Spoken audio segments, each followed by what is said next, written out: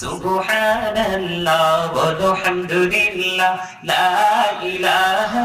ইল্লাল্লাহ সুবহানাল্লাহ বলো হামদুলিল্লাহ লা ইলাহা লা ইলাহা ইল্লাল্লাহ নবী আমার নহরীর ফুতুল জগৎ করলেন ও জালা নবী আমার নহরীর ফুতুল জগৎ করলেন ও জালা আরো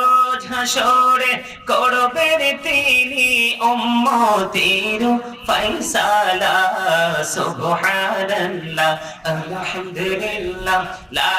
ইলাহা ইল্লাল্লাহ লা ইলাহা ইল্লাল্লাহ লা ইলাহা